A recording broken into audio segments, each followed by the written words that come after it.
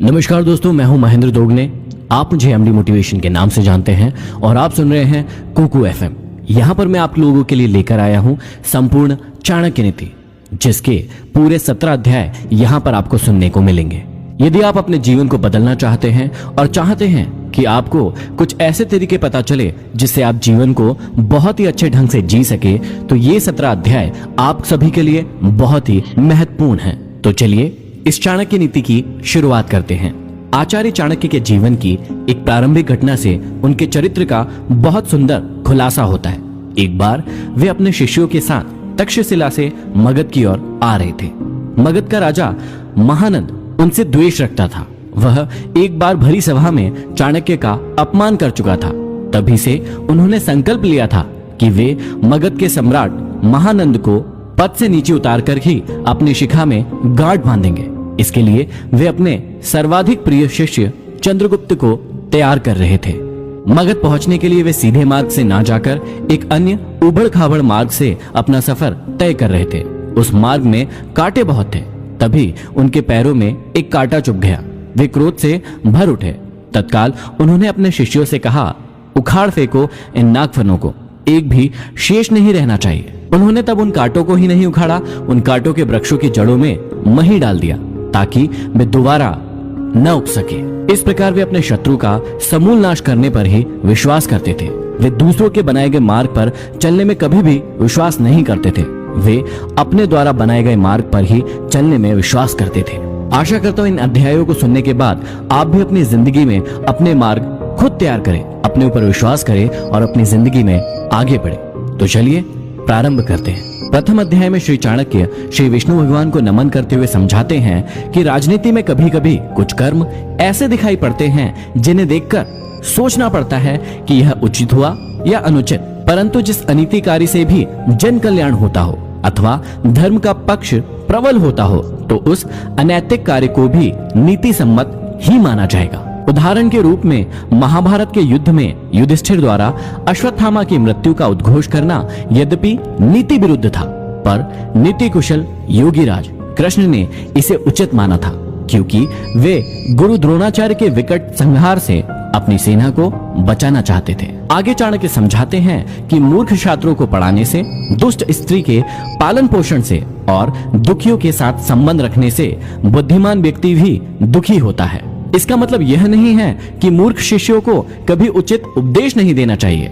समझाने का तात्पर्य यह है कि पतित आचरण वाली स्त्री की संगति करना तथा दुखी मनुष्यों के साथ समागम करने से विद्वान तथा भले व्यक्ति को दुख ही उठाना पड़ता है। वास्तव में शिक्षा उसी इंसान को दी जानी चाहिए जो सुपात्र हो। जो व्यक्ति बताई गई बातों को ना समझे, उसे परामर्श देने से कोई लाभ नहीं है। मूर्ख व्यक्ति को शिक्षा देकर अपना समय ही नष्ट किया जाता है। यदि बात दुखी व्यक्ति के साथ संबंध रखने की है तो दुखी व्यक्ति हर पल अपना ही रोना रोता रहता है। इससे विद्वान व्यक्ति की साधना और एकाग्रता भंग हो जाती है। आगे श्री चाणक्य हमें समझाते हैं कि दुष्ट स्त्री, छल करने वाला मित्र, पलटकर तीखा जवाब देने वाला नौकर तथा जिस घर में सांप रहता हो उस घर में निवास करने वाले गृह स्वामी की मौत में संशय ना करे, वह निश्चित ही मृत्यु को प्राप्त होगा। घर में यदि दुष्ट और दुष्चरित्र वाली पत्नी हो तो उस पति का जीना ना जीना बराबर ही है। वह अपमान और लज्जा के बोझ से एक तो वैसे ही मृतक के समान है, ऊपर से उसे सदैव यह भय भी बना रहेगा कि यह स्त्री अपने स्वार्थ के लिए कहीं उसे विष न दे दे। दूसरा, यदि उस गृहस्वामी का मित्र भी दगाबाज हो, धोखा देने वाला हो, तो ऐसा मित्र आस्तीन का सांप होता है। वह कभी भी अपने स्वार्थ के लिए उस गृहस्वामी को ऐसी स्थिति में डाल सकता है जिससे उबरना उसकी सामर्थ्य से बाहर की बात होती है। तीसरा, घर में यदि नौकर बदजुबान हो, बात बात में झगड़ा करने वाला हो, पलटकर तीखा जवाब देने वाला हो, तो समझ लेना चाहिए कि ऐसा नौकर निश्चित रूप से घर के भेद जानता है, और जो घर के भेद जान लेता है वह उसी तरह से घर बार का विनाश कर सकता है जैसे विभीषण ने घर में भेद करके रावण का विनाश करा दिया था। तभी मुहावरा भी बना, घर का भेद ही लंका ढाए। विपत्ति के समय काम आने वाले धन की रक्षा करे, धन से स्त्री की रक्षा करे और अपनी रक्षा धन और स्त्री से सदा करे।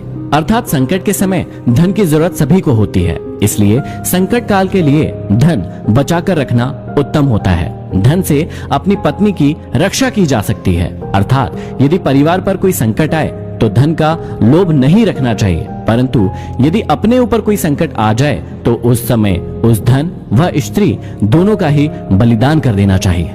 आगे श्री चाणक्य कहते हैं कि आपत्ति से बचने के लिए धन की रक्षा करें, क्योंकि पता नहीं कब आपदा आ जाए और लक्ष्मी तो चंचल है। संचय किया गया धन कभी भी नष्ट हो सकता है। श्री चाणक्य कहते हैं कि जिस देश में सम्मान नहीं, आजीविका के साधन नहीं, बंधु बांधव अर्थात परिवार नहीं और विद्या प्राप्त करने के साधन नहीं, वहां हमें कभी भी नहीं रहना चाहिए। अगले श्लोक में श्री चाणक्य कहते हैं कि जहां धनी, वैदिक ब्राह्मण, राजा, नदी और वैद्य ये 5 ना हो, वहां एक दिन से भी ज्यादा नहीं रहना चाहिए। भावार्थ यह है कि जिस जगह पर इन 5 का अभाव हो, वहां मनुष्य को एक दिन भी ठहरना उत्तम नहीं होगा। जहां धनी व्यक्ति होंगे वहां व्यापार अच्छा होगा, जहां व्यापार अच्छा होगा तो वहां आजीविका के साधन भी अच्छे होंगे। जहां श्रुतियों अर्थात वेदों के ज्ञाता ब्राह्मण होंगे, वहां मनुष्य जीवन के धार्मिक तथा ज्ञान के क्षेत्र में भी विस्तृत रूप से फैले हुए होंगे।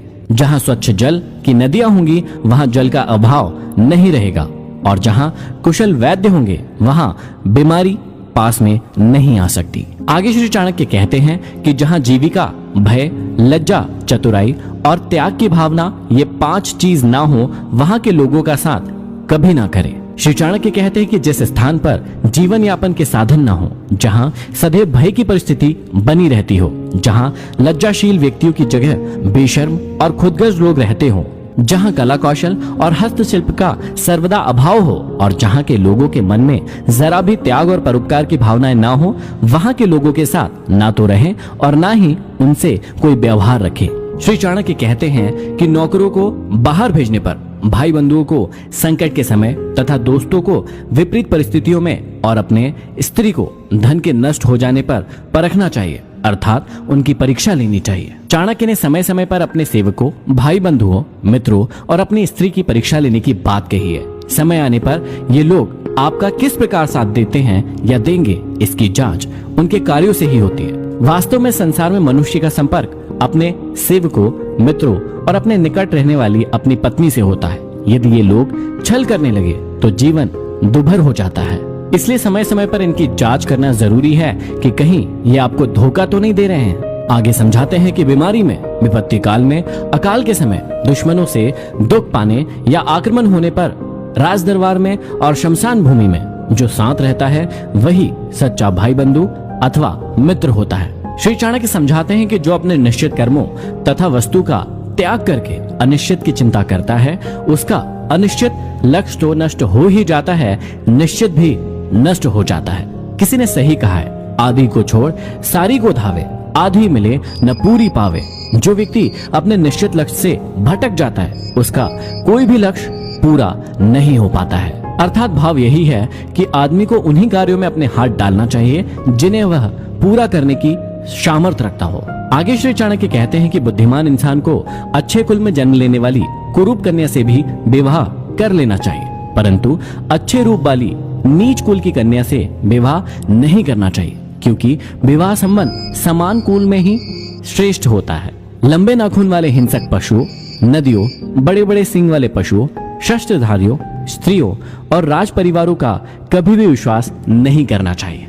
श्री चाणक्य कहते हैं कि पुरुषों की अपेक्षा स्त्रियों का भोजन दुगना, लज्जा चौगनी, साहस 6 गुना और काम 8 गुना अधिक होता है। इन बातों का हमेशा ध्यान रखना चाहिए। ये था भाग 1। अब हम सुनेंगे अगले एपिसोड में भाग 2। आप सुन रहे हैं कुकू FM एमडी मोटिवेशन के साथ।